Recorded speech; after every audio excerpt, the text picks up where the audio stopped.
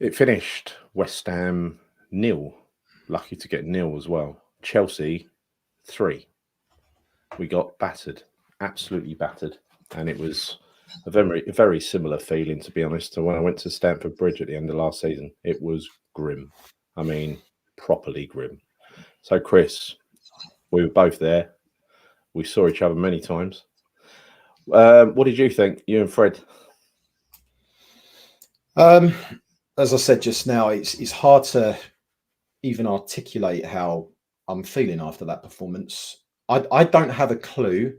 I genuinely don't have a clue how we set up, what the tactics were. I don't think the players had a clue. And frankly speaking, the manager hasn't got a clue either. He just has not got a clue. Just tactically inept today. Awful. Absolutely horrific. One of the worst performances I've seen us play for a very, very long time. We were that bad. And 3-0, it could have been 6, 7 or 8. Let's be honest. It could have easily been a hell of a lot more. That flattered us, mate. 3-0 flattered us. It really did. They absolutely slaughtered us. And the way he set that team up was just, I mean, it just tells me that the geezer don't know what he's doing. And look, we've tried to stay and sort of give him a chance and give him a chance and give him time and blah, blah, blah, right? But I think you got to, in the end, call a spade a spade. And what we saw today, I don't remember. Yeah, even thinking back to last season and the times we got mullered there and everything else, I don't remember seeing a manager so out of his depth and out of control as Lopetegui. I mean, the tactics that he deployed to start with were, I mean, firstly, putting Emerson in the middle, split defender, stupid idea, right? It completely out of his depth, opened us up, like we discussed yesterday. When they attack in numbers, right? So what did he do? Minute the first whistle goes, we're piling forward. We're piling forward in numbers. All they need is a counter-attack to just outnumber the couple of people we've got back, which is exactly what happened. And Jackson, I mean, you think Guido's slow, so is Alvarez. He ain't quick either, right? And he was just chasing shadows. He was chasing his fumes. Alvarez. The finish for that first goal, I mean, he's literally side-footed it through Areola's legs, which I couldn't see that from where I am. But fuck me, he's got to do better than that. And I know they score those goals through keepers' legs and stuff, but fucking hell. But anyway, look, back to the point. I'm going to blame a lot of players today, and so are you. But ultimately, the way he set that team up to play today was fucking disgusting, and he didn't have a clue what to do about it. In the end, he was flipping a coin, deciding what subs he was going to take on and put on and which players he was going to take. He didn't know what he was doing, right? He was guessing. Irving even got a go at the end and did quite well, actually. But to take some of it off, what a fucking idiot. Yeah. I mean, he was our best player, wasn't he? He was our best player, I think. By a fucking mile, right? I know. It almost felt like a pre-season game, towards the end of it. Because I was like, we're literally just making any old sub here. I don't even know I don't know what he was thinking to make some of those subs. There's so many things that he did throughout that game that I'm still scratching my head, wondering why. Yeah. I mean, we spoke about this before when we did our pre-match review the other day, right? So for me, we definitely got the lineup there or thereabouts, what we wanted, right? We wanted that lineup. Every West Ham fan wanted those players to play. They wanted us to drop Suchek. Apart from Mavropanos. Yeah, apart from him. So we're thinking, do you know what? It should be a good day for us today. But conversely, what he does is he plays the right lineup, but he plays the wrong fucking shape and formation. So in the first half, he's effectively got almost 3 centre-backs. So as you say, you've got Alvarez coming back, trying to sort of sit in the middle between Kilman and Mavropanos. It was awful. Our fullbacks are so damn high up the pitch. They're exploiting the right back slots, the left back slots just constantly. We spoke about this in terms of Jadon Sancho, and I called it. That I thought he was going to start. He did start. He had a really good game, and do you know what? It weren't hard for him to have a good game because bloody Wan-Bissaka was about fucking 30 yards or 40 yards ahead of him, and it's the same on the other side of the pitch as well. I don't understand what's going through his head, Gal. I honestly don't understand why he did that. It doesn't make any sense. Like, yes, you got the lineup right, but you played the full. What's that all about? What was that all about? Yeah, I know. And look, there's a lot of comments on here about, Loppy out and stuff like that. And look, I'm not saying that yet, but I'm telling you this, right? If I see many more fucking games like that, I will most definitely be Lopetegui out, because that is what we saw today. That is not football management, right? Right. That is not football management. He didn't have it's like he just met his team. He didn't know what to fucking do with them, right? Chelsea, I mean, their manager and their players, they were drilled beautifully. They knew exactly how to pick us apart.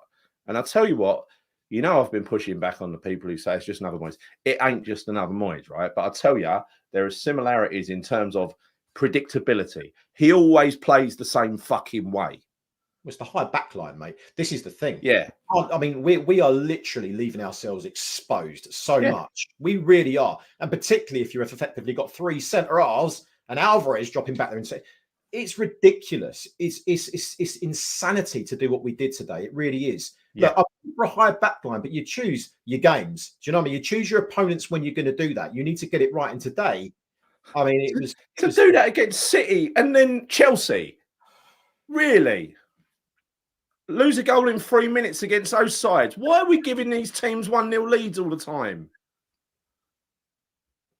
I honestly, lost the words. There's not one player for me aside from ruined everyone's weekend. Go on. Oh, mate, do you know what? I've had a fucking shit week, and we go to football on a Saturday because it's a bit of escapism. After you've had a crap week, sometimes to turn up for that, it's made it even worse for me. It really has. It was just awful, absolutely awful. There's not one player for me that comes out of any credibility, maybe apart from Somerville, who he did try. I think Kudus had moments, but then he got screwed when he got shunted over on the left-hand side again when they put Bowen on the right. Like, not being funny, I know Bowen's our captain, and Lopetegui already proved a point the other day when he subbed Bowen. Doesn't matter if he's a captain, doesn't matter if he's a big name. How the hell did he stay on the pitch for the whole game? I don't even get that. He was awful. I know. He was awful. Absolutely shit. Yeah. Look, I think there are a lot of people saying the Spanish Moyes arrived. Look, I know it's like a catchy little line to say, but he's nothing like the Spanish Moyes. His football's completely different. It's reckless. Moyes is the antithesis of reckless, right? He's played safe. I mean, they're chalk and cheese. They're either end of the spectrum, right? These managers. So you can't say, but they've got similarities in terms of habits, right? Like sticking with fucking players when you know they're out of form, like Mavropanos. Like sticking to a system. Like Moyes, everyone knew they played Moyes' team. They knew West Ham were going to sit back, right? Sit back and try and catch a team on a break. That was a de facto standard of David Moyes. When you play a Lopetegui team, you know we're going to push recklessly forward and leave ourselves fucking wide open to about 7 or 8 really decent counter-attack opportunities. And if you play against a decent side, they're going to put 3 or 4 of them away, aren't they? As we've seen. It's all well and good saying we push forward, but there's nothing there. We look toothless. No, zero. There is zero creativity because, as I tried to say the other day and got roundly fucking smashed for it, and I know, look, Paqueta was all right. He always is all right. But it ain't the Paqueta we had the beginning of last season where he was playing deep and he's threading those beautiful balls through to Kudus. Beautiful ball through. Now, I don't know why that is. I don't know whether that's the way he's being deployed, his mindset, the betting scandal. I don't know. But no one can tell me that's the same Paqueta. And Paqueta at the moment is the puppet master for the attacking strategy of our team. Everything goes through him. So if he ain't functioning, we don't have an attack. Yeah, right? 100%. I mean, that's the thing. Yeah, ineffective Paqueta in this system right now because we rely on him so much. With that high back line, we need that creativity in the middle. Yeah. And it's non-existent. I mean, we were talking the other day about playing Souček, Rodriguez and Alvarez together. There's zero creativity. The reality is, even playing Paqueta there right now with those 2 behind him, there's still zero creativity because he's not on his game, Gal. He's not on his game. He's honestly, he's like a 5 out of 10 every week. He is. And just because he's got a big name and he's glamorous, he's done a lot of stuff in the past. It's really good. He also had periods like this for Lyon in his career where he just turned rubbish overnight, right? He set up a goal that was disallowed for Kudus today, so he would have got an assist, and that was a good ball. And he'd done a couple of half-decent things in the first half, but I don't see him getting his hands dirty. Yeah, exactly. You remember the bastard that he turned into last year? That guy who loved the tussle. He's getting back with Emerson. He was defending for his life. Actually, a really decent defender when he's on his game, right? And only Moyes could do that to Paqueta. But he did. He turned him into a decent defender. Maybe he turned him into it. Maybe he had it already. But he had that part to his game, that battling part. Now, after the first couple of games, I'm sure this is what happened, right? We were playing him deep. I think against Villa and against the next team we played, forget who, right? But he was playing deep and he gave the ball away a few times outside of his own box that led to really good chances. And I think based on that evidence, he's been moved forward into a number 10 role and he's not really a number 10. Having said that, he's more of a number 10 than Carlos Soler, who came on and was put in. Well, at one point he looked like a striker, but he was on the wing. He was up front. No, I don't think Carlos Soler knows he's in London. Actually, I think he's lost his bearings. But he was playing in number 10, and Paqueta was playing deep. And I believe after Alvarez went off, he had Souček playing alongside him. What a fucking central defensive midfield pairing that is. But that's the wrong way round, Chris, right? Because in theory, Soler is that deep line player, you know? If you're going to play Paqueta as number 10, he's either number 10 or he ain't, right? If he ain't number 10, don't play him as number 10.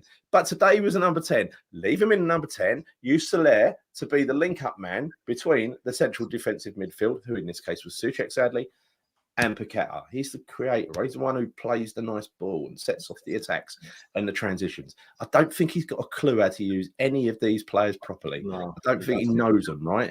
Whether that's because Tim's buying players, that he wants and he's just agreeing to it, or whether, because he knows how to use Kilman, for instance. So which of the players are his choice? Which of the players are Tim's choice?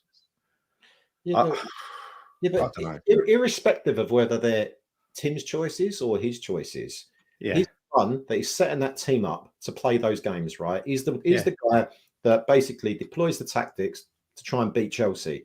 So I'm sorry, I'm not going to fucking start thinking, oh yeah, well, you know what? It's Tim signings. That's the reason why it's not. It's fucking Lopetegui, and I really don't want to get too negative about Lopetegui because look, not for a few weeks anyway. Not for a few weeks. Yeah, but the signs are worrying. The signs are really, really worrying because I'm not seeing any. I'm seeing changes, but no improvement. That's the difference, And for me, the biggest concern. Well, there's so many concerns. It's not the biggest concern, but the lack of chance creation that I pulled up on so many times that really concerns me. Because we've got some seriously talented players in the final thirds, but there's nothing there. There's no creativity, and that really worries me. It really does. Yeah. Well, it does, but we know why, right? We know why.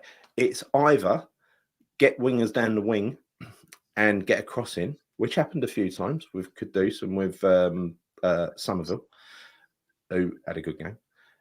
But so that part of it kind of worked, but then you end up with two really wide players and little Bowen in the middle on his own, right? Against two massive centre-halves. So that's a stupid idea then, isn't it? Because he's never going to win a header against those two, is he? So what was the point in doing that?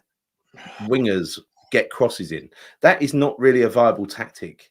Maybe when you got Fulkrug in the side, not when you got Bowen in the side. There's no one to aim at, really. One of the crosses, I think that Kudus put in, was aimed for Somerville, the smallest bloke on the pitch, and it was a foot above his head. Do you remember? Do you know what? I don't remember that. Honestly, I don't remember that, to be honest. The one thing that I'm trying to get my head around as well, this wing back system that we're playing at the moment, it's glaring. I fucking hate it. I fucking hate it. Mate, it's glaringly obvious that it's causing us a lot of problems. But for me, why are we playing Wan-Bissaka as a right wing back? That is not his position. That's not his position. He's a fullback. He's one of the best fullbacks in the Premier League, right? He goes one-on-one with any winger.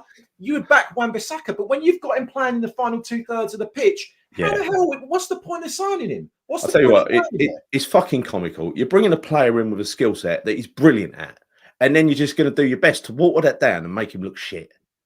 Because that's what he's done this week and last week. Last week was the first time I thought, fuck me, Wan-Bissaka is so far out of position. He's letting Iwobi go, right? And today, he's up the pitch. Jackson's having the freedom of the London Stadium while Alvarez tries to catch him.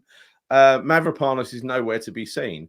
Wan-Bissaka's up on the halfway line. You're thinking, what the he is? You know what? Enos's positional play is absolutely horrific. I mean, he's caught out. And I don't know how many more times he needs to make mistakes. I'm not going to put the blame solely on him because it's a combination of players, right, that led to those goals. But I'll tell you what, week in, week out, I feel that whenever he's playing, he's going to be involved in a mistake somewhere. He will always be involved in a mistake. Yeah. And again, it goes back to that question: what the fuck's going on with Todibo? I don't understand that. I don't get it. Did you see him? Did you see him? He was warming up. I saw him. He's on the thumbnail. If you want to see him, people, in the chat, he's on the thumbnail. Todibo, I spotted him in the London Stadium hugging the fucking corner flag. Right? It doesn't make sense. Something's not right there. Something's not right. I think he's put chili in Lopetegui's paella or something because he's upset him. Or this rumour that I said a few games ago is absolutely bang on. And the rumour was we don't want him to start 5 Premier League games because when he starts 5 Premier League games, we are liable for the 40 million. I think they've seen something in training, Chris, that they don't like. Because after we signed him, you know, he's supposed to be this well beater, right? Todibo. After we signed him the following day, I read this rather worrying report that said he's a bit crap in the air. And I thought, well, that's a bit strange because that is like Lopetegui's choice of defender to be really, really strong and dominant in the air. And Kilman is, to be fair. And he's also the same as Kilman in that he's a progressive player who takes the ball out of defence, like we saw against Bournemouth, where he gets stranded up the pitch, right? So you're sort of thinking, are those two really suited? So I think we might have made a balls up and now we're trying to repair it. And all this could be utter bullshit as well that I'm saying, right? I'm just putting it out there because something strange is going on. And I think if you play him and he has a good game, you've got to carry on playing him. You see what I mean? And before you know it, the 5 games are going to tick by and we've got a 40 million debt on our balance sheet. Yeah, but wait a minute. You say 5 games. How many games has he played? He's got to start 5 games in the Premier League. He's not started one. He's not started one. Well, he started one in the Cup, didn't he? Right? Yeah, that don't count. It's 5 in the Premier League. Right. So okay, he's got to start 5 games in the Premier League. He's not started any yet. So why the fuck are we still not playing? I mean, I don't believe for 1 minute that he's that bad that he can't play ahead of Mavropanos. I can't believe that. I don't believe he's bad at all. I think what I read there was just an unfavourable report, but I've seen so many favourable ones. And also, big teams wanted him as well, and they really wanted him. Right? Exactly. So he can't be bad. You wanted him. Yeah, he can't be bad. But the only thing I can think of is that he's not in condition, or I don't know. Maybe they've seen something in training where he doesn't work well with Kilman, or whatever, or they just don't think he's ready for the Premier League. Whatever it is, how do you bring on? You get to the point where you've exhausted your substitutes so much, you're bringing on Andy Irvine. Mavropanos has had another mare, 5 games in, 5 mares, right?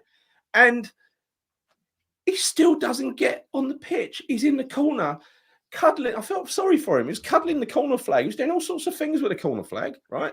Well, Soufal was having a little stretch in front of him. And I was thinking, well, Soufal's got more of a chance of getting on the pitch than you, mate. And so it turned out. It's ridiculous. And I'd love to know what's going on there because this is the biggest conspiracy around this club. Other than the fact that, and again, we'll save this for a few games' time, but if we carry on the trend we're on, it will only be a few games' time until people start turning on him en masse because they won't put up with incompetence. What happened today? He got booed. He got, you don't know what you're doing when he took Jimmy Somerville. Massive boos when he came off. How can you take the best player off? I mean, don't fuck us around, right? And then give us this, thing afterwards. Also, 4 games in, right? He was really passionate in all of those 4 games. You could not keep him still on the touchline, right? He was arms, legs, mouthed a lot, even up to Fulham last week. Today, he's like this. He's like a sulky teen on the side of the pitch, and then at the final whistle, he just walked off. I didn't even look at him today. I probably was looking at the floor more than I was looking at him. It was that bad. But going back to the whole Todibo situation again, if it is 5 games and he has to start 5, and then we're basically obliged to pay for him. Well, Chris, you are young, Chris. You're going to have to translate what Obsidian Curse means by this slang, this street slang. Have you seen training videos? Apparently, Todibo looks jank. What does that mean? Is that good or bad? Jank? I don't know. It rhymes with wank, so I don't know. Does it mean he's good or bad? I don't know. Maybe someone else. I don't explain yourself, Obsidian. Don't use that shit street talk on me. He's from the street, Obsidian. See, jank. I've never heard of that one, mate. That's new for me. No. I'm not that young, unfortunately. Yeah. No, I mean, Well, if Mavropanos the answer, I don't know what the fucking question is. And sorry for keep swearing tonight, but I'm going to swear because this is the sort of game that makes me swear, unfortunately. Terrible. On a sad face, so I'm guessing it's bad. I don't know. We need look. There's no one in the chat know what Obsidian Curse, the deliverer of fine comments, actually means by that. Jank equals junk. Does it? Does it? Worst YouTuber? Jank means crap. Oh no, Claire's young, isn't she? She'll yeah. Jank. It reminds. But you know, I. Oh, jank means janky means rough. Oh fucking hell. Oh god. Rough. No. Rough. So what's that mean? What, you don't shower or what? Oh fuck, Dave, fucking don't put me down like that. You know, you're 49, I'm 55, mate. I'm way older than you. Have some respect for your elders. I've never heard of jank before, and I don't think my kids even know what that word means. So yeah. Right. See, Yates has had a guess. He said jank means wank. I don't think it does, right? I think it means terrible. I think it means something else. I think you're taking the easy route there. You know what, Gary? He would have to be seriously jank, wank, whatever you want to call it, if he's not getting in the team right now. And I don't believe it for a second. I don't. I won't accept that. I'll tell you what, Loppy was a big pile of jank today, wasn't he? Is this now our new word we're going to be using? Jank. Hardcore jank, wasn't he? Hardcore. Yeah, oh, fuck me. I'm feeling jank right now as well. Yeah. So Claire's young, pay you later. Yeah. Right. Let's go for a few comments for a second while we compose ourselves. Hang on a minute.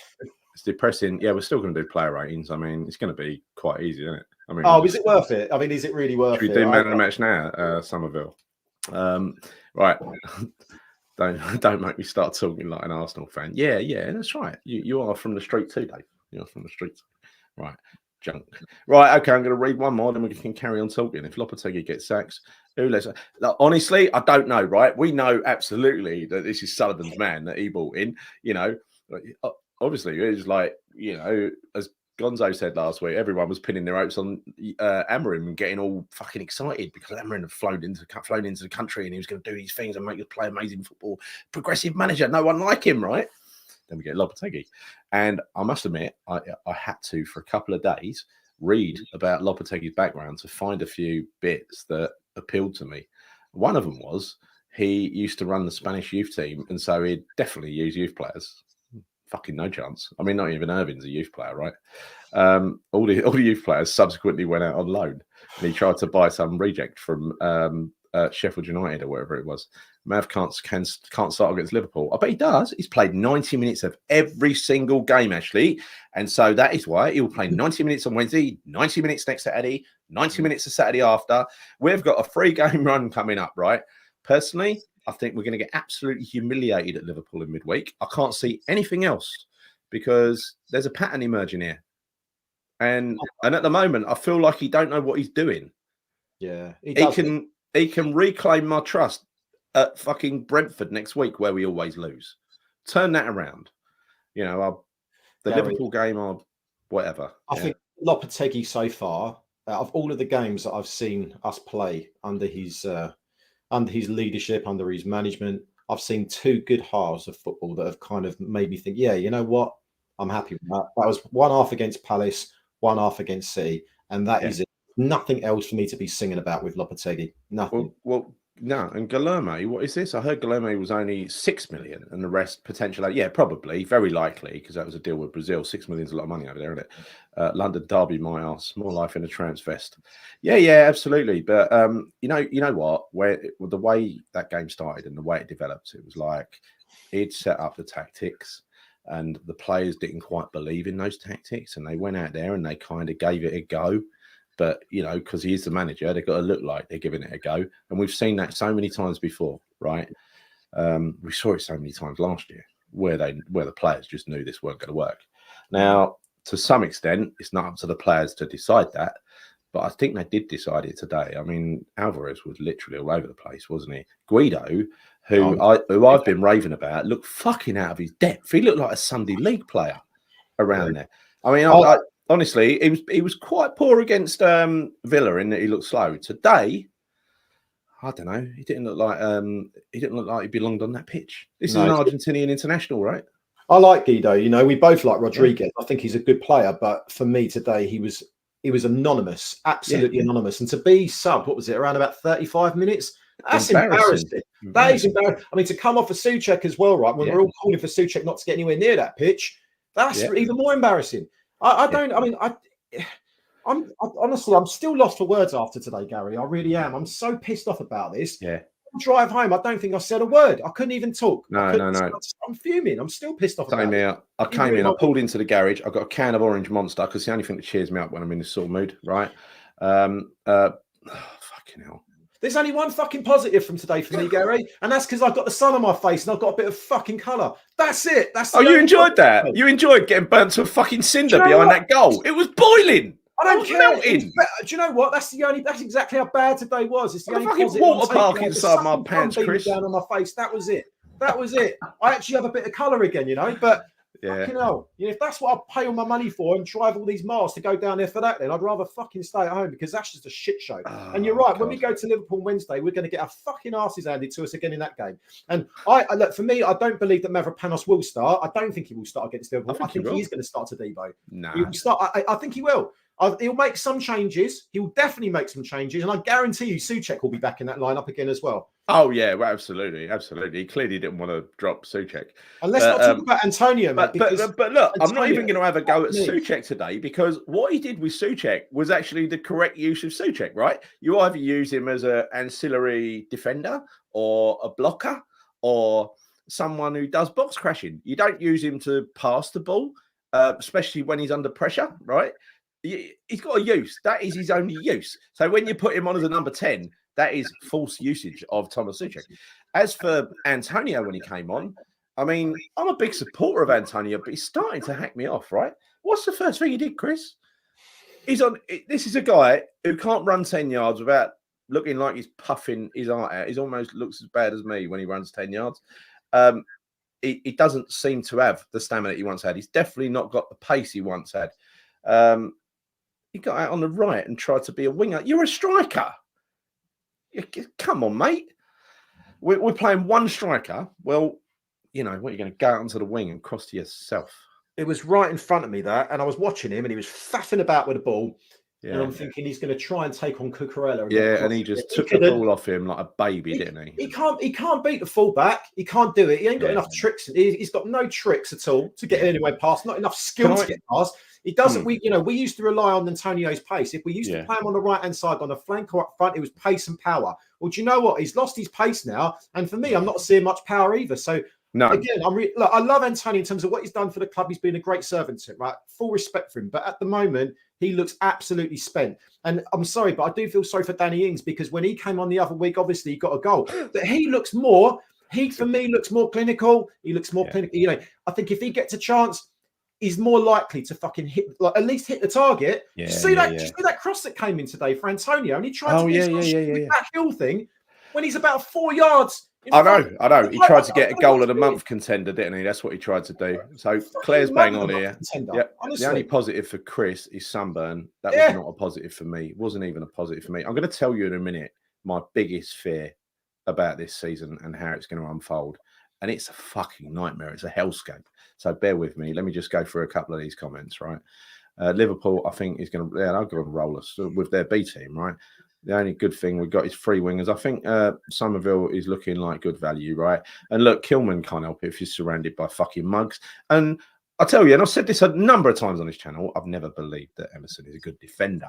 I believed he's good going forward, but he's not a good defensive defender, right? When Cresswell came on, your mate, who looks exactly like Cresswell, came to meet us at half time, right?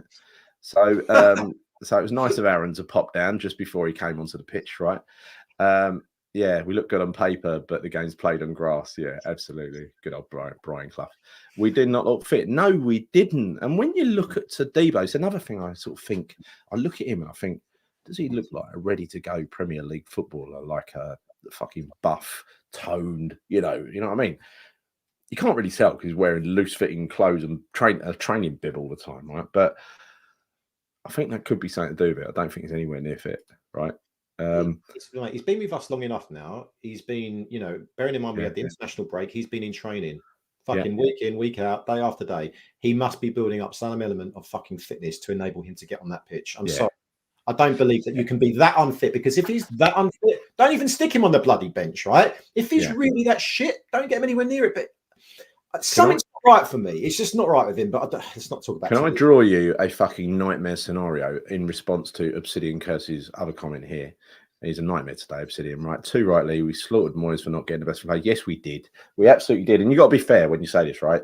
If you can, if you had a go at Moyes about saying last year and this player is doing the same thing, you got to fucking have a go at him as well. And I think the time has come now where he's had pre-season, weren't a very good pre-season, but performance, result-wise, it was crap anyway. But nonetheless, let's just judge him on the 6 games that have gone so far. And as you said earlier, I mean, out of those 6 games, I think we've both been to 5, right? The only one we ain't been to was Palace away, wasn't it? Yeah. I was at Fulham last week, right? So we've seen every one of them firsthand. Now, Villa, I expected it to be a car crash, and it was a car crash, but I forgave that because it was the first game, right? Is what it is. Palace, which I think was the second game, wasn't it? Yeah. And look, I think we got away with one in the first half there, and then we capitalised. But it was a great day, and we won it. So credit where it's due. Bournemouth was atrocious. Yeah, atrocious. The first half against City, you know, let's be honest, it could have been game over in the first half against City. The second half, we really put up a fight and did well. That was a good half, right? So if you're keeping count so far, 2 good halves: Palace, City. Yeah, that's it. Then from after that, we went on to Fulham last week.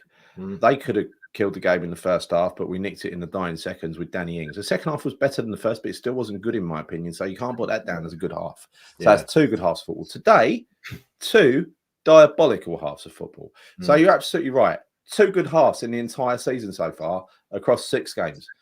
I said up front in this season, as long as we see iterative progression. But what we're actually seeing is iterative regression. We're seeing the team go the other way. And I think I was watching Gio earlier, and he said something quite pertinent about a manager usually gets a honeymoon period. I mean, fucking hell, it's the shortest, worst honeymoon anyone's ever been on. It's terrible. The Redbridge game then, the friendly, pre-season, because I mean, Jesus. Yeah, it was Ferencvaros. We got a draw. That was a great result, wasn't it? And then we beat Dagenham and Redbridge, and that's really it. Other than that, we've beaten Palace and we've beaten a really crap Bournemouth. That's it, really. With the draw, the games that we've got coming up, Gal, right? Liverpool, Wednesday. One win in 64 years. We've spoken about that to death, right? Oh, new record. This is the first time in all of our history that we have lost the first 3 games at home in a league season. So congratulations, Julen. You've got a new record. You're a record breaker. Yeah, but we're unbeaten away, Gal. Yeah, that is the worry. And you know why that is? Because he plays a much more conservative brand of football away from home. Oh, I don't know. I mean, I don't even know what his brand of football is at the moment. I honestly don't know what his brand of football is. I think the only difference that he's really instilled in West Ham is that he plays a higher back line. That's about it. That's the only change I see.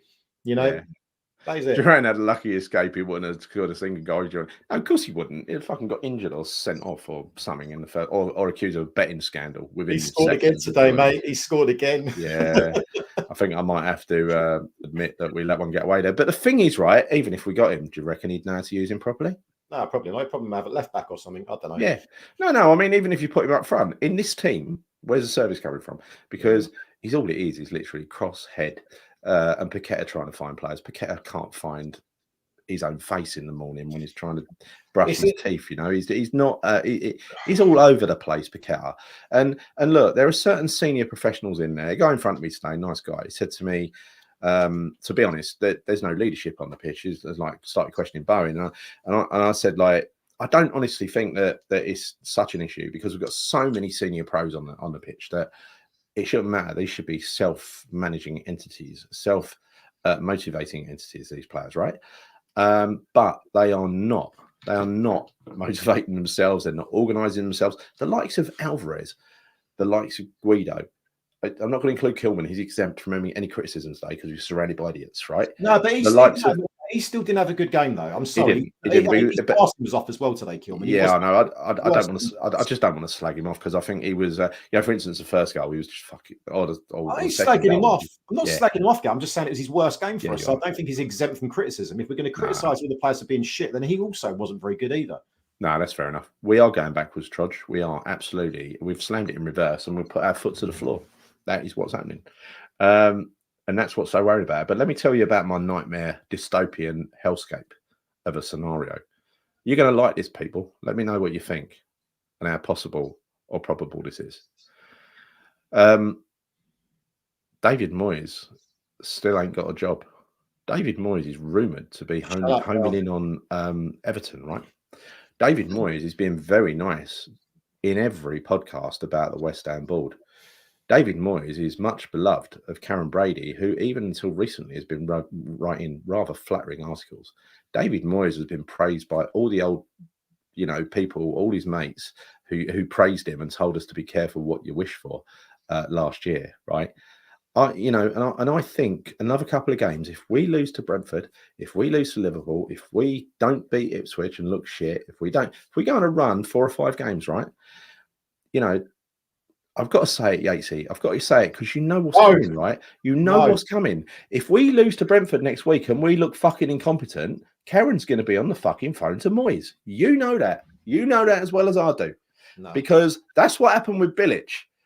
He had that job long before he replaced Bilic, right? Long before, about 3 or 4 weeks before. You mean that's Pellegrini, yeah? Pellegrini. No, it's Bilic the first time, right? Wasn't it? Because he came in twice, don't forget. He replaced Bilic, then he replaced Pellegrini, didn't he? Yeah. Me, I can't even remember. Yeah. But he knew he had the job, because he was like on telly and they were saying to him, Richard Keys and Andy Gray, and they were saying to him, do you think you've I hear you've been linked to West Ham? And he was like going, oh, I can't really see. That was a Scottish accent, by the way. And yeah, a few days later, he was announced as West Ham manager. So, and yet he was moaning last year because we were looking for a manager and saying it's disrespectful. Well, you fucking took the job. You took someone else's job while they're in the job, mate. But it don't count because he was a foreigner, right? Now, that for me, bringing David Moyes back, if there is any fucking danger of him coming back, that is dystopian hellscape for me because that is 3 more years at least of that crap. No, that's not going to happen. There's no way that's going to happen, Gal. I'm sorry. I don't want to hear it. Moyes will never be back at West Ham because Poppy, whatever. Reality is we don't have a striker. We are generating chances. No, we're not. We're not RP Sport. We're not generating chances. Where? Fuck all. We've got no chance creation in our team. We are honestly all we're doing is we're conceding fucking chances. We're not making any chances. You're losing. Stop mentioning Moyes. I'm mentioning it as my fucking nightmare because I don't want it to happen. Worst YouTuber, right? I don't want to mention him. I don't want to ever talk to him again. I was praying that Everton lost today, so it offer him the job, and I quite like Everton. They ended up drawing. They were winning.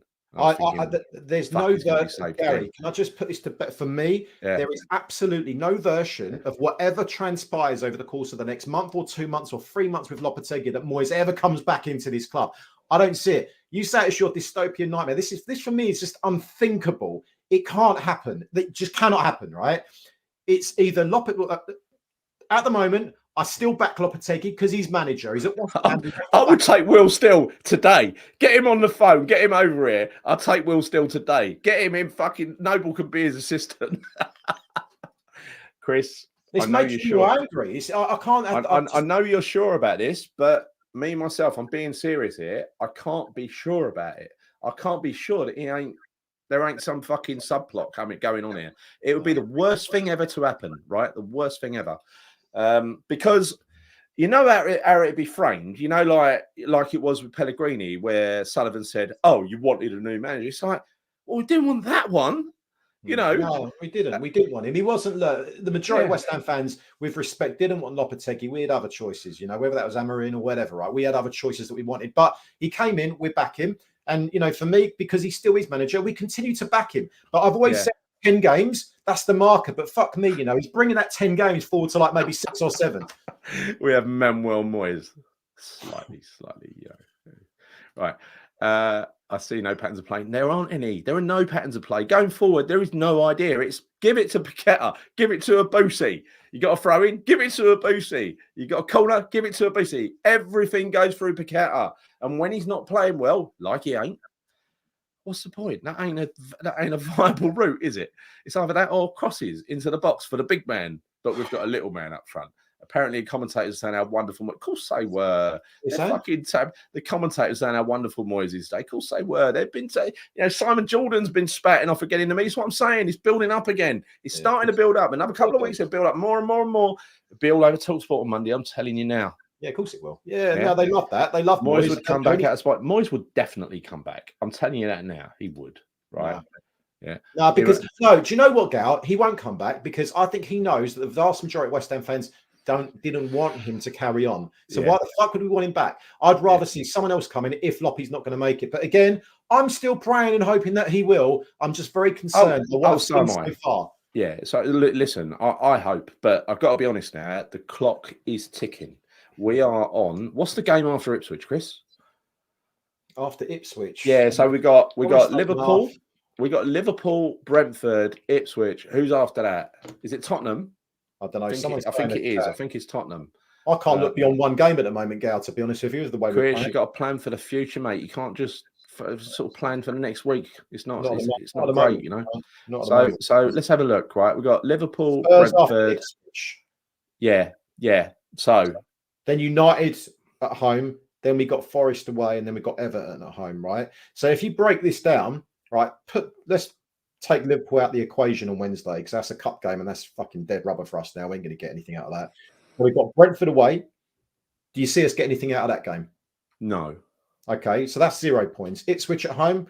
Yeah, 3 points. We have to win that. 3 points. Yeah. Spurs away. We'll lose. Yeah. All right. And then we've got Man United at home. Man United at home. I mean, they're crap, so draw. All right. So you're saying 4 points out of the next 4 games. It would be embarrassing. It wouldn't be embarrassing. It wouldn't only be embarrassing, Morel. As you just seen with Chris, it would be fucking demoralising for a big section of the fan base. It would be an utter piss take, and that's why it's my worst nightmare. But I ain't ruling it out until that fucker's employed by Everton. That's all I want. I want him to be employed by Everton, and then finally I can just open up and be, completely, you know what I mean? I'm in two minds at the moment as to whether go in too hard on Lopetegui like I fucking want to, because I'm just scared.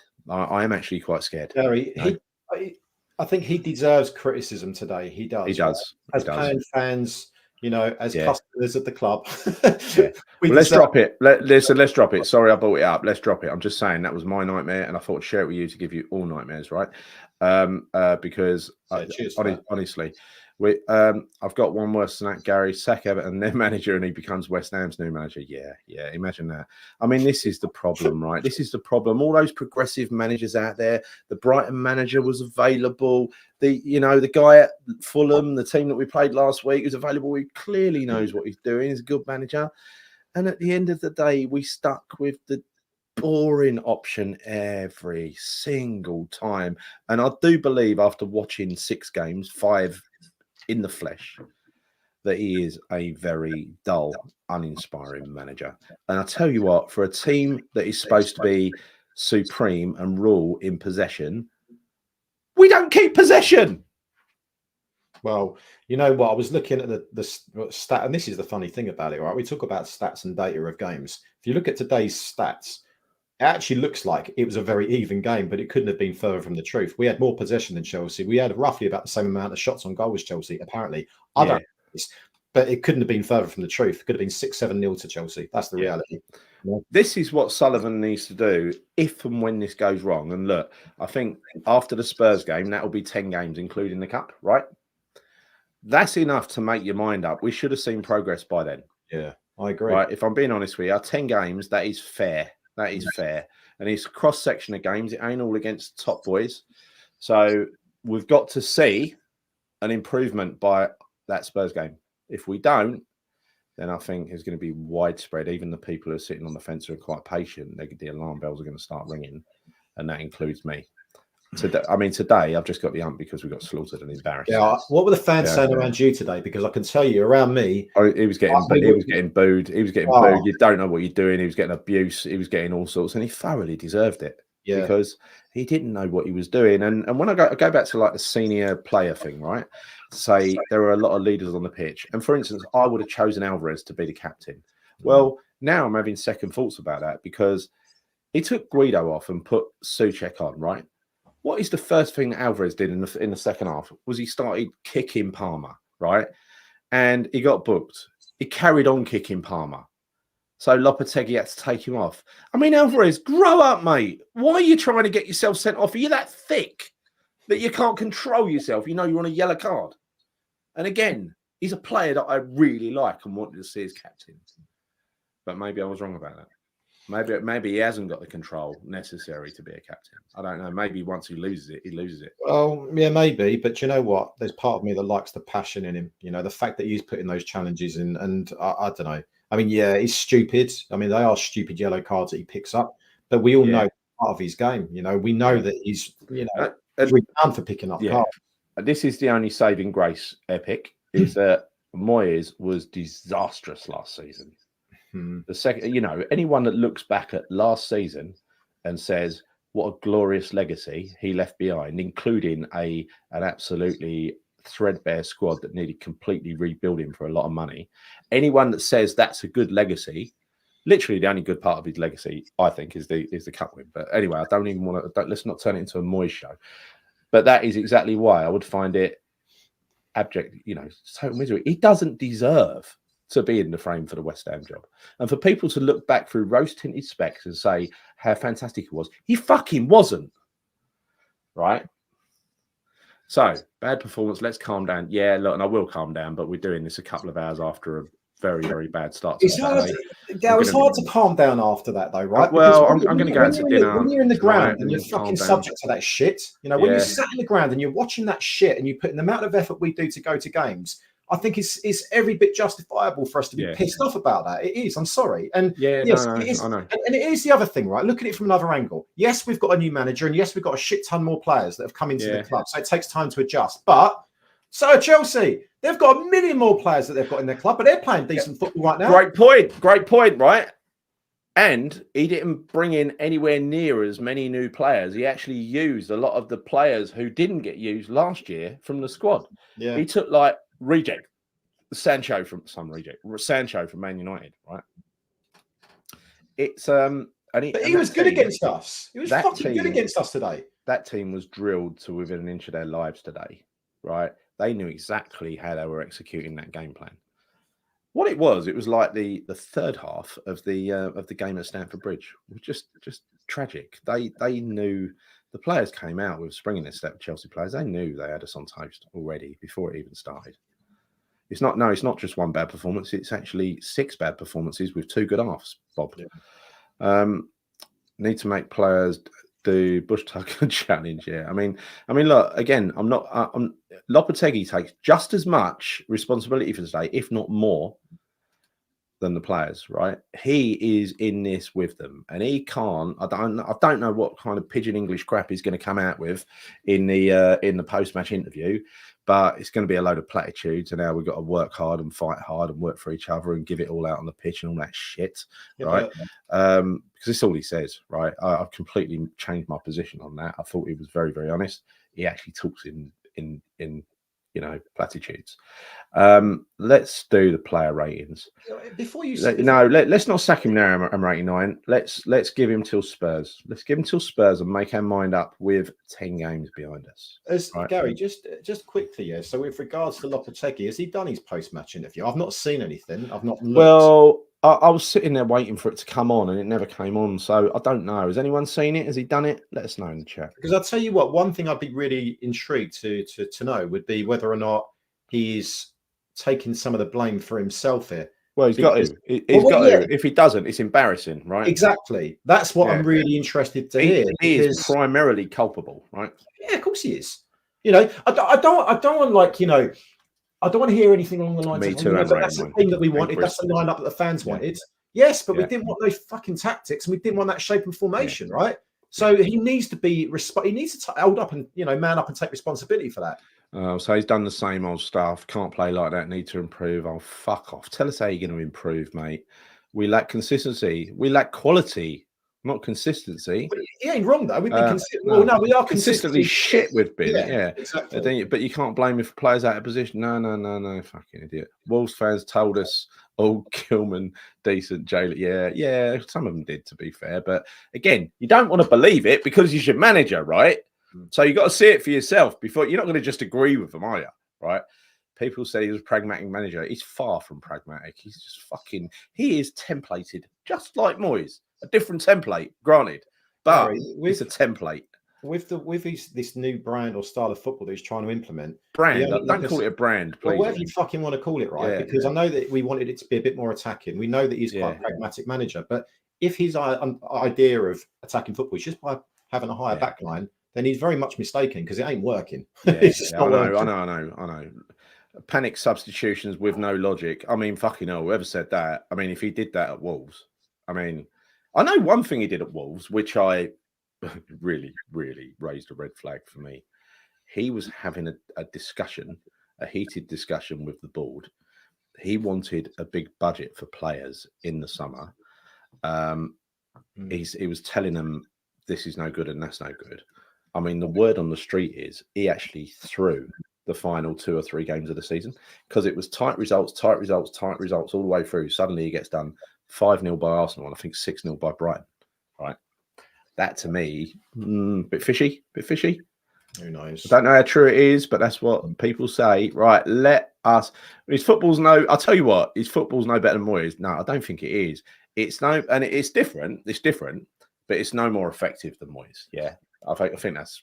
It's a dysfunctional team right now. I just don't think guys know what their jobs are and their responsibilities are. Yeah, exactly. I began to look at the midfield and defense. Honestly, I've turned a fucking 180 today. It's like the thing today has opened my eyes and made me see what he's actually like. I didn't see it last week. I didn't see it against City. Didn't see it in any of the other games. But today, oh my God, he's just one-dimensional as much. Yeah, he is one-dimensional. Yes, was back 3 and Somerville sub. Oh yeah, and we sung "You Don't Know What You're Doing" and all that, and he got pelters from the crowd, and he was standing there with his arms crossed like a sulky teen, and then he stormed off down the tunnel at the end, So not one single positive from today. Well, Somerville, and he got took off, so he took the only positive off. No, I don't doubt it either. Sullivan would save millions and all. Yeah, he would, and that's the thing. It's a false economy to get a shit manager. It really is, because you end up devaluing expensive assets by not using them properly. Because Sullivan's a fool to himself, right? He looks at the sell-on value of everything, right? So he'd rather, well, he didn't do that with Moyes, to be fair. He bought fucking players who were close to finished. But with a manager, he's never wanted to spend money on a manager, ever. Never. I mean, even Pellegrini wasn't really that expensive in the scheme of things because he was like pretty retired out in China, right? Yeah. I mean, look, Espen, ignore what I said. It's just a recurring nightmare where I wake up in a cold sweat in the middle of the night screaming. I don't want it to happen. I just had to share with you people my nightmare so that you too could have that nightmare. Yeah, I'll bring back Super Slav. Honestly, I'd have Bilic back any day of the week. Oh, fucking tomorrow. Yeah, absolutely tomorrow. Chris spot on about what? Surely he's not. Right, okay. I'll tell you one thing I'm spot on about, Gal. Just quickly, I'm looking at my face in the video here, and I look like I'm getting redder. Either that sun has really fucking hit me, or I'm getting more angry. I can't work it out. Yeah, let's see what. Oh fucking hell, we're going to be game 1 on Match of the Day tonight, Jace. You know that? Yeah, fucking all over that shit. We've gone from low block to no cock. Yeah. Yeah, we have. It's just no spirit in the team. Right, let's do the player ratings. We've been doing this fucking age. Let's do player ratings. But there's been lots of moan about, so it's always going to be a long. It wasn't a liberty. It was a fucking piss take. Hammer 89, a piss take out of all of us and out of Jimmy himself. And I know his name's not Jimmy, but that doesn't matter. The answer's to Jimmy. 20 million on Guilherme. I'd like to know the score on Guilherme and what has happened to him in terms of, is he considered not ready for the first team, or not ready for any kind of development or running the team by Lopetegui or Tim, or is he actually not ready for any kind of first team? Even a run out in the cup, because he didn't even get in there. Don't forget, he didn't even play in the League Cup a few weeks ago, right? Mav has been sacked. I was sucked. Oh, sorry. I live in Tokyo and watch the game. I'd stay till 2 a.m. Oh, come on, Mexicanos and 1465. Surely the writing was on the wall by 2:30, wasn't it? You should have gone to bed. You should have had an early night. You only got yourself to blame. You really have. Bilic is the only manager in recent times who gets the fans. Yeah, and I'll tell you who else got the fans before he turned into a muppet was Pardew. Pardew got the fans big time. Yeah. We all remember that famous semi-final with Everton. That was all his design with the band and everything. It was fucking amazing. Amazing, that cup run. Oh.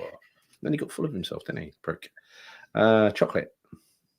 2:05. I've gone back to sleep. Yeah, too right. Right, one more comment and we do. I'd love to know whether any of this dross was in Lopetegui. Well, can I just tell you exactly what I heard around that? Right. Do you remember, you guys in the chat? You will remember this actually, because when he was being linked with us, there was a lot of backlash from West Ham fans going, "Fuck off! We want Amorim." Right? I want him. He's boring. Who knew? And then Guillaume Balaguer, the voice of Spanish football, and his fucking best mate, who'd also got him other jobs previously, I think at Wolves, right? He's like a spin doctor, right?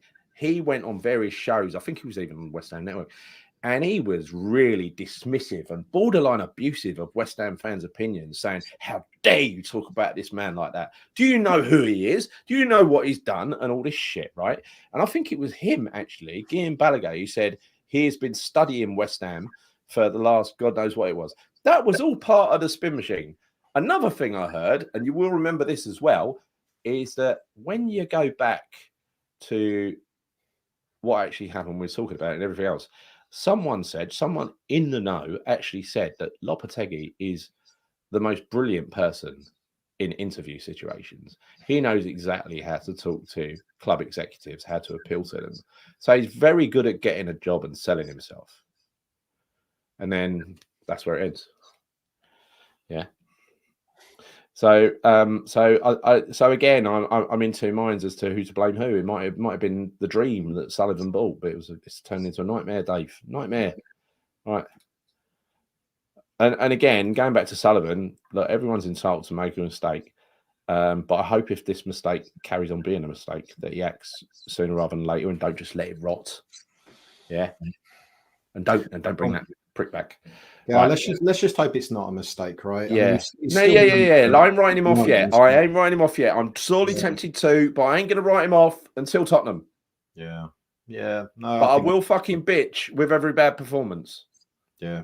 Well, that's a lot of bitching, mate, because there haven't been any good performances, as we said earlier. So, but let's just hope it comes good. Hope it comes good.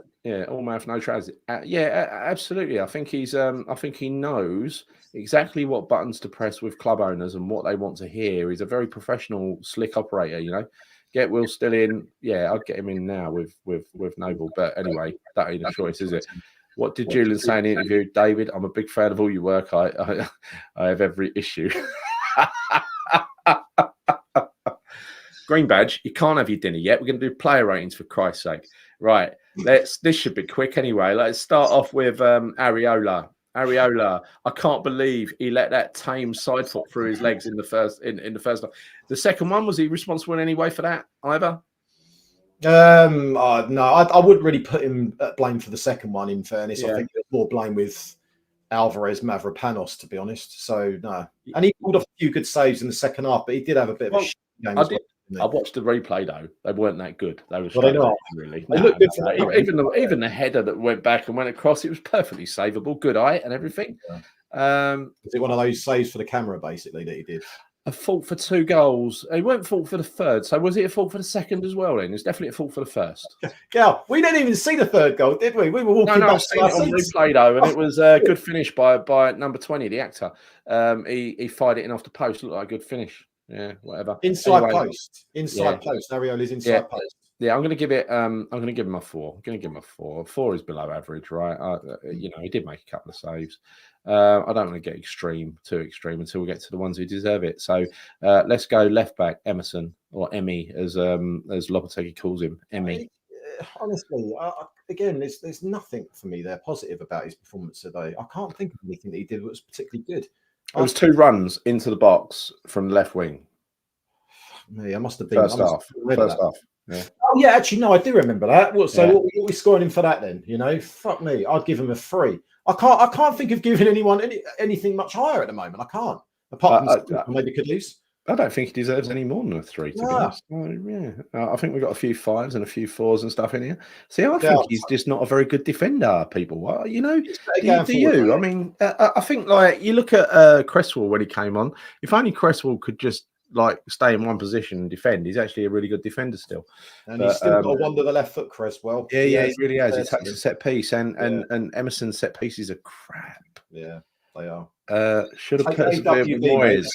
Wash your mouth out with soap, William Barry. Go up to your bathroom, get a bar of soap, wash your mouth out like they used to, because you shouldn't be putting words like that in this chat. Emerson 4. Not a great defender. Right, so we're going next. We're going Kilman. Maxi Kilman. Kilman. I mean, it was his worst game for us so far. It was. I'll give him a 5. I'm not going to give him less than that. Certainly won't give him. I'll give him a 5, and he was very average today. Didn't help with obviously poor performances around him, but he was average. 5. I think people are agreeing on 5. Apart from Shaky, who's going 4. Very harsh, Shaky. Very harsh. It was his worst game so far, Andy, without a shadow of a doubt. I mean, by a long way, right? He's been great. He put a few stray passes, which I was quite surprised about. Yeah. Let down by Marvin Alvarez. Yeah. And many others as well. So let's have a look at Mavropanos then. I mean, me personally, I think he was. Listen, he looks like he should be a great footballer. He's a physical specimen. He does a few things right. He looks great when he's carrying the ball and stuff like that. But fuck me, he doesn't read the game well, and he just gets caught out time and time again. And he's costing us goals every time he does it. His positional play, his concentration especially, is just the worst. I mean, he's always likely to lose it. And I'm going to give him a 2. I'm going to go with Chris E here and Mike WHU. Give him a 2. Andy, you've been far too generous. Give him a 3. That's not good enough, right? Who else? We got Randy Bergstaller, 3. 2 rather. Mavropanos, Jace, 3. Yeah. So let's move on to the next one. AWB, people. Also, his worst performance for West Ham so far, without question. Well, yeah, and last week was his worst one so far. So it's an even worse one than that, right? This is But you know what, though, Gary? I also think that's not all self-inflicted on his part, because he's obviously told to get higher up the pitch, which is not his game. Sorry, it was like that. It was fucking woeful. It was a good performance from him today, because the thing is this, right? When you've got AWB that he's moving further forward into the final 2/3 of the pitch, his distribution is shit in the attacking third.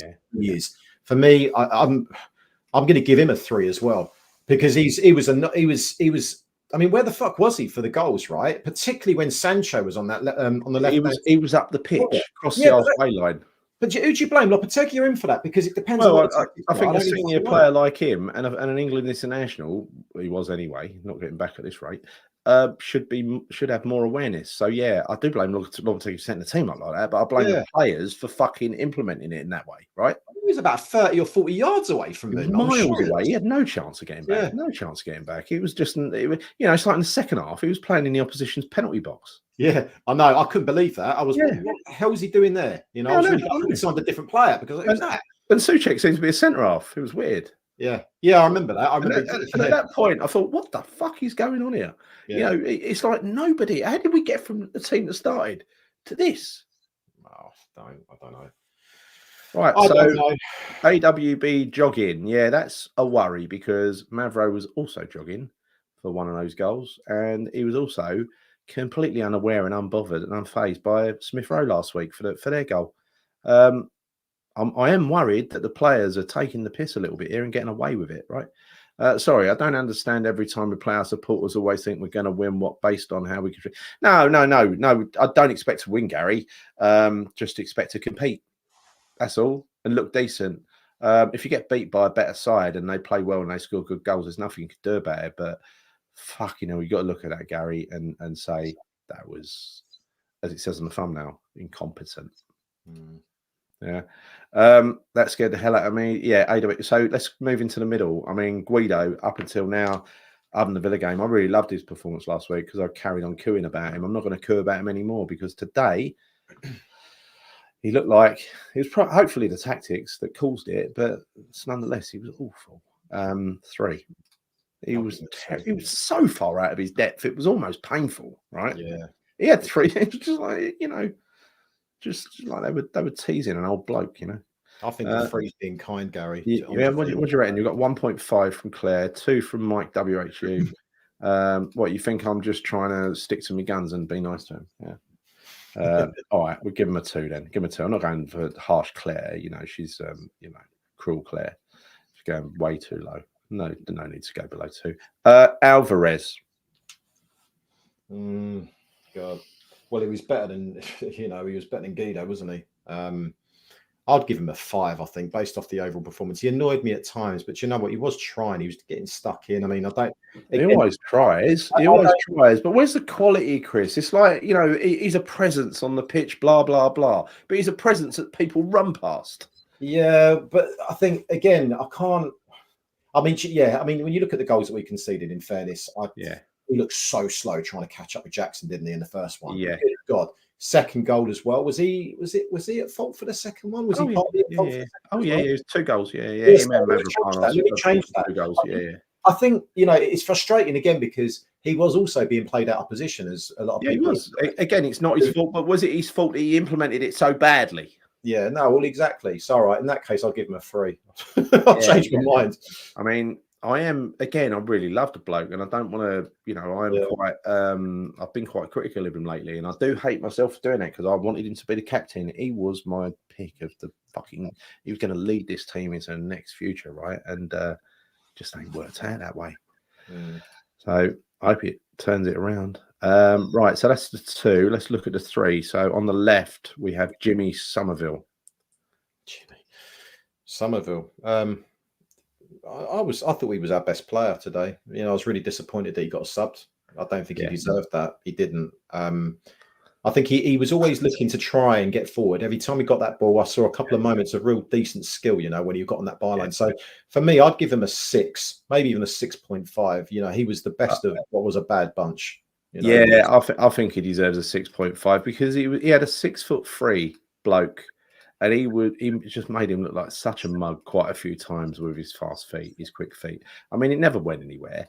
But I'm going to give him a 7. Actually, I'm going to go with the people in the chat here because I think he was head and shoulders above anybody on our team. Do you know what's a real shame, Gal? What is a real shame is that they didn't play Dizazi at right back today because if they did, I think Somerville would have. He came on just as Somerville went off. I know. I noticed that and I was like, "Fucking hell," because we knew shit. Why do we play players out of position, Gary? Who knows? It seems to be some sort of infection that's only affecting the London Stadium. 6 needs more support. Yes, he does, but he's disgusting. He was taken off. It was awful. It was awful. It really was. Man of the match, Crescenzio, I just say at Somerville. What did they call him at Leeds? It was something quite Tree. They call him Tree. Yeah, Cree Somerville. Let's call him that. But if he's not Jimmy. Man of the match without a shadow of a doubt, right? Without a shadow of a doubt. I really like him. I thought he was too lightweight, but he honestly isn't. That's to his advantage.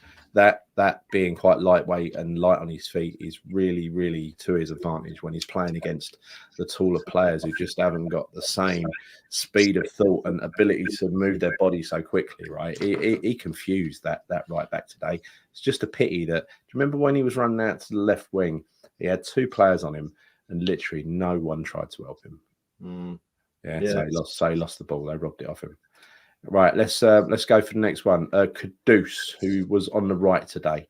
I thought he had a decent first half. He had a goal disallowed early in the second half. It was decent. It wasn't brilliant. It was decent. It was better than when he plays on the left. But then, lo and behold, he ends up back on the fucking left again.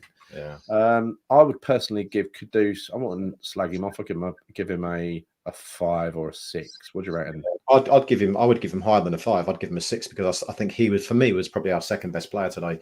Don't get me wrong. I agree with that. Where he was dead quiet, but there was also moments in the game where he was making some things happen. He was, and I think he got taken out. He got cleaned out quite a few times, didn't he, today? At least twice. He did, especially an elbow in the face from that Cucurella. I can't stand that. Oh, mate, honestly, I wanted someone to reduce that.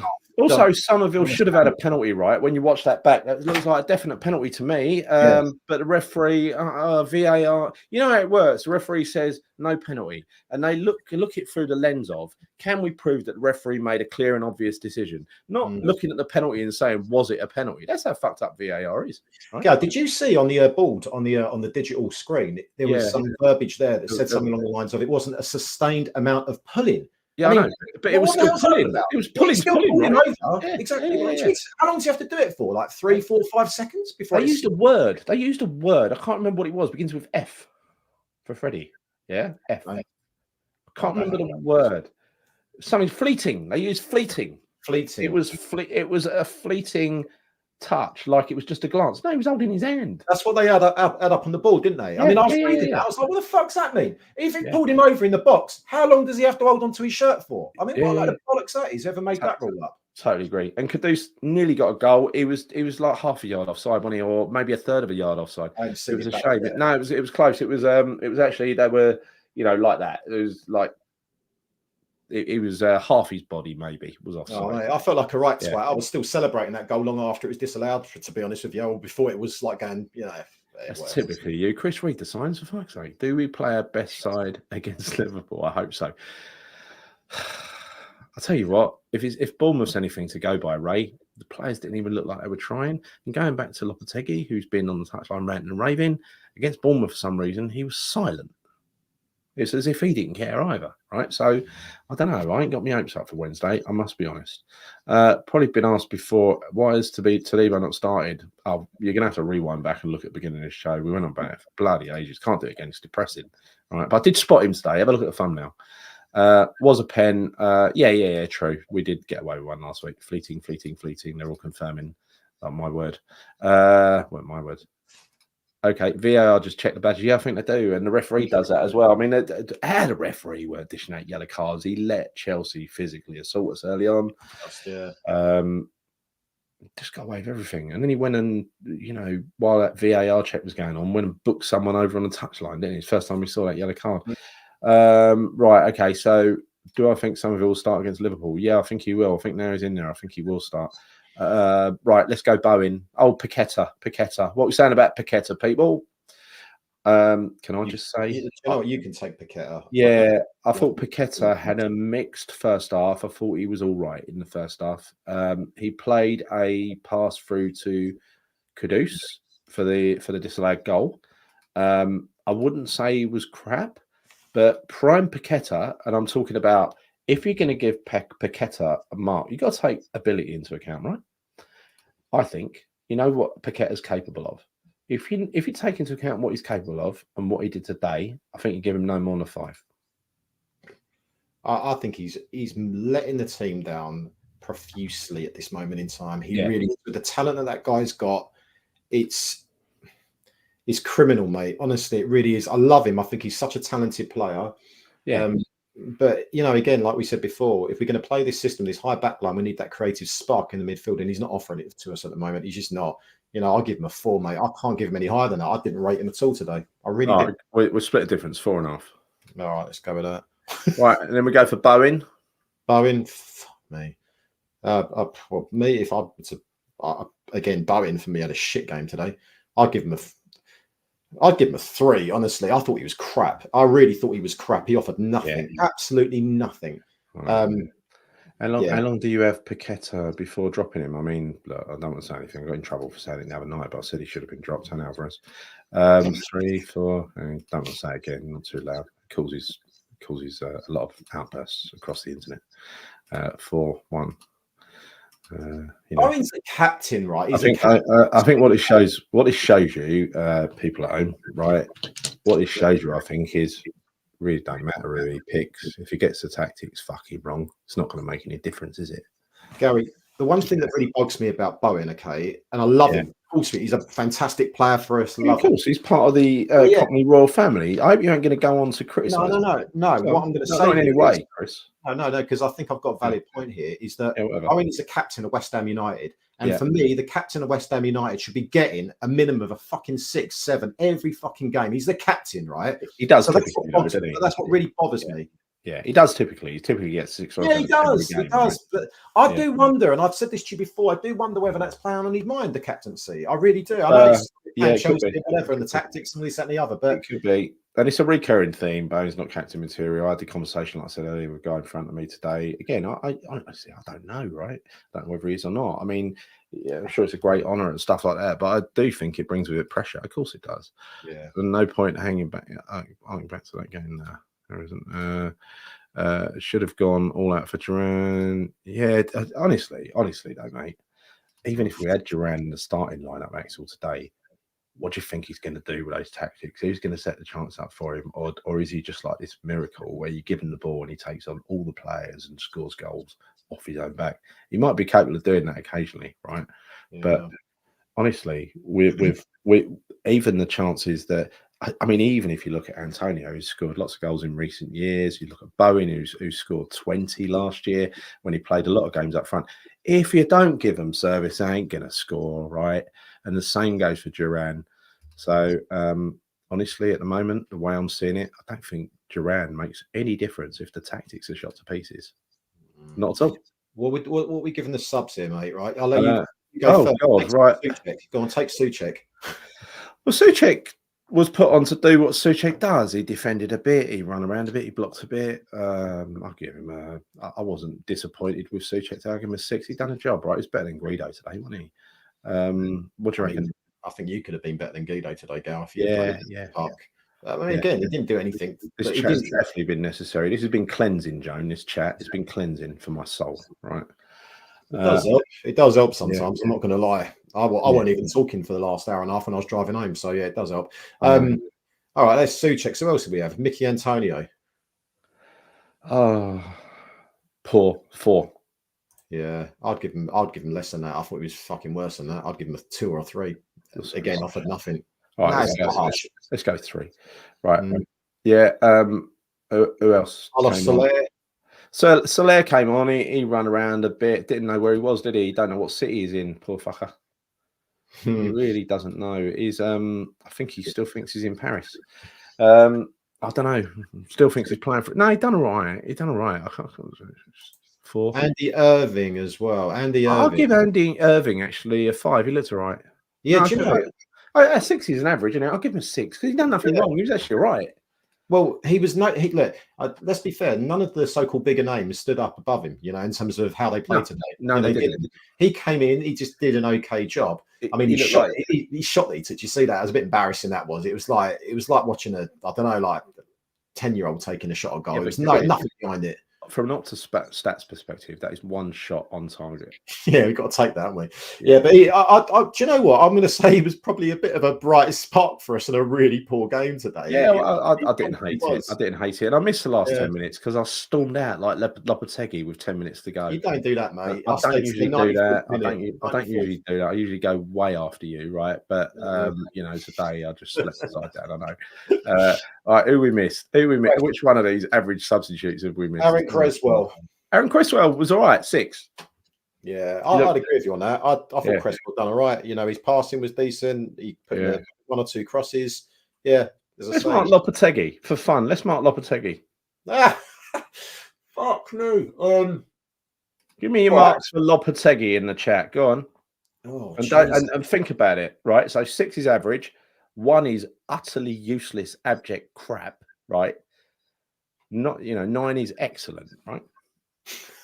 No, there's no. You can't go, I'm not going -8, Claire. Don't be. Come on. No negative numbers, right? -10.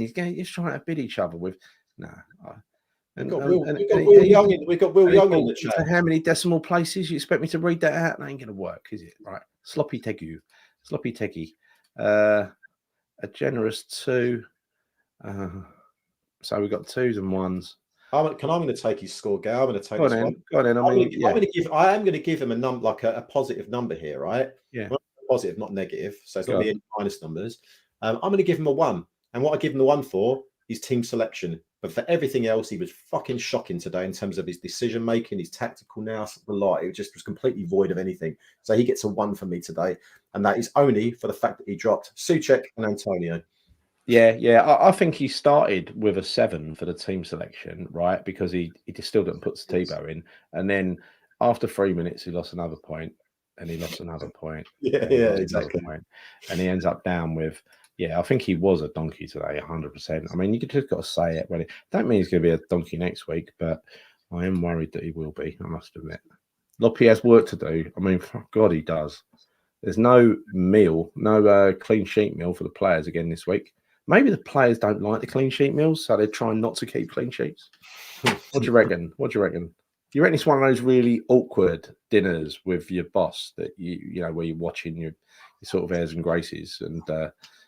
yeah, that's why that is my theory though, that they went out for the clean sheet meal and Tebow spiked Loppy's paella with chili.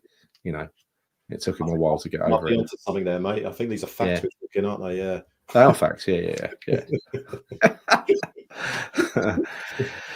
Right, paella and mash. Yeah, paella and mash. I like that. Right. So look, it was a nice therapy session. I've enjoyed it. I feel a lot better now. I do enjoy doing these shows because I feel after a day like today, it's just you come home feeling empty, don't you? You wasted a day. It's crap. Now I feel quite upbeat and happy again, which is lucky because I'm going out with wife later for a nice Italian. Not going out for Spanish for obvious reasons. Going out for an Italian. Yeah. And a few more comments. How about you, Chris? What are you doing tonight? I'm staying in tonight, mate. Yeah, I'm staying in tonight. I'm just going to chill out. I'm just knackered after the week I've had. So definitely not going to watch the highlights back. Can't be doing that. It was too painful to watch first time round. I don't know. Yeah. Relax a little bit tonight, mate. Yeah, a bit of a chilled one. I think whoever in Saudi was taking an interest in Lopetegui, if they saw the game today, they might be smash their telly up, thinking, no. I don't think he has. That's a worry for today. And it's the first time I realised it, that he's just a little bit perhaps incompetent. Lop will not be manager at Christmas. Well, no. If you were to before we finish, let's have a guess. And that's all it is, it's a guess. It's built on nothing other than what we saw today and what we've seen this season, right? When we get to the Spurs game, what do you think the situation is going to be? And will we want him out?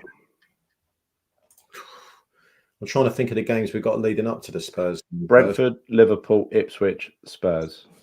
And you're predicting 4 points out of those games, aren't you? Yes. And that's including the Spurs game, is it? You know the way the counter always gets reset whenever a manager wins a game with Sullivan. So it will say, if we don't win against Ipswich, he's fired. He'll win against Ipswich, and then it'll roll up to the next one. It's the same game as David Moyes, right? Yeah, Jesus Christ. Yeah, I'm looking at the fixtures now. So, I mean, Brentford away is going to be tough, right? I mean, it's so hard to even look at this and judge where we're going to get the points from at the moment based on how we're playing. It really is. Yeah, I know. I would agree with you. I mean, I think Ipswich, we've got to win that game. That is a must. There's no we accept nothing but a win at home to Ipswich. I mean, maximum we're going to get out of the next 4 league games, in my opinion, is 4 points. I'd agree with you. So that would be Brentford, Ipswich at home, Tottenham away, Man United at home. I see us maybe getting a maximum of 4 points out of those 4 games. I don't think it's enough. Well, it might be enough for Sullivan. You can't second guess that, can you? Well, you know what? It comes down to performances, right? So if we get 4 points out of those next 4 games, but we are playing very well, maybe we've just been unlucky against Spurs or whatever, then maybe there's obviously maybe there's an argument that says, you know what, Lockie's got to stay. But if we play absolutely shit over those next 4 games and shit house to win against Ipswich Town, then that's a whole different conversation, right? That's a whole different thing we've got to be talking about then. So, yeah, I don't know. This could happen, you know. Loppy walks, don't get sacked. I mean, that usually happens when board don't support him with money. Who knows whether he thinks he's been supported or not, but I can guarantee him he has, right? So I think if he walked out on West Ham after being supported the way he would never get another job in football. No, that'd be disgraceful. Never. That would be disgraceful. Yeah. At the same time, if he did walk out on West Ham, it would disprove. It would disprove. It would kind of say that what he said about Wolves was bollocks. Yeah. Yeah. Wouldn't it? Well, look how much money we spent, mate. You know? 155 million for his vanity. Yeah. Yeah. Yeah. So Loppy walks or gets sacked on Sullivan. Totally on Sullivan. We know who hired this man. We know it weren't Tim's man. Of course we do.